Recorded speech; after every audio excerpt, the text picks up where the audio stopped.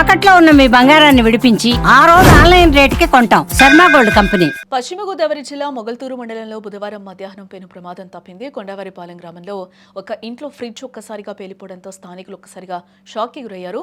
ఈ ఘటనతో ఆ ప్రాంతంలో ఒక్కసారిగా కలకలం రేగిందని చెప్పుకోవచ్చు. గ్రామానికి చెందిన బొడ్డుపల్లి రమేష్ బాబు ఇంట్లోనే ఈ ప్రమాదం చోటు చేసుకుంది. ఇంట్లో ఉన్న ఎల్జీ కంపెనీకి చెందిన ఫ్రిడ్జ్లో మొదట షార్ట్ సర్క్యూట్ ఏర్పడింది. అది కాస్త తీవ్రమై ఫ్రిడ్జ్ ఒక్కసారిగా కూడా బాంబులా పేలిపోయింది.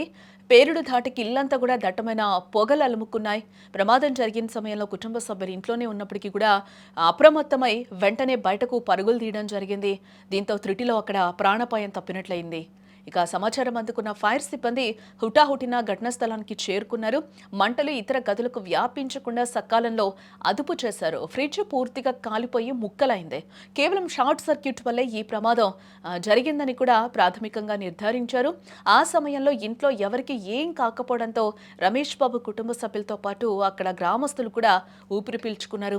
ఈ ఘటనపై పోలీసులు కేసు నమోదు చేసుకుని ప్రస్తుతం దర్యాప్తు అయితే చేస్తున్నారు. తర్వాత లబ్బర్ వాసన వస్తుందని చూశానండి. సుడిదరగా ఎక్కడ మంటలు లేవు. మంటలు లేకపోయేటప్పటికి అప్పుడప్పుడు సర్వీస్ వైర్ నుంచి మంటలు వస్తాయండి. మా ఇంటి పక్కన స్తంభం ఉంది. ఆ స్తంభం నుంచి మంటలు వస్తుంటే ఆ మంటలు అవి పొగ వచ్చేసింది. కరెంట్ స్తంభం ఆ పొగ నుంచి సర్వీస్ వైర్ నుంచి ఇంట్లోకి వచ్చేసింది. కరెంట్ ఎఫెక్ట్ అయిపోయింది. వెంటనే మా పక్కన సహోదరులు అందరూ వచ్చి కేకలు అవుతుండగా మెయిన్ లాగేశారు. 2 పర్సన్లకి 2 మీటర్లు ఉన్నాయండి. 1 పర్సన్ మీటరు ఎర్త్ అయిపోయి కాలిపోయింది.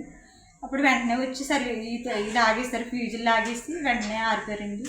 అప్పుడు ఆగింది మంటలు. అప్పుడు ఫైర్ సిబ్బంది కూడా వచ్చారు. అందరూ వచ్చి చూసారండి. జరిగింది. టీవీ, ఫ్రిడ్జ్, మంచం అన్నీ కాలిపోయినాయండి. మనిషి ఒక ఆయన గొప్ప నేను లాక్కి వెళ్ళిపోయాను బయటికి. అప్పుడు ఫైర్ సిబ్బంది వచ్చారు. వచ్చేటప్పటికి మా సహోదరులు అందరూ ఆఫ్ చేసేసారు. వాటర్ వేసి ఏటుగా వచ్చింది ఫైర్ సిబ్బంది.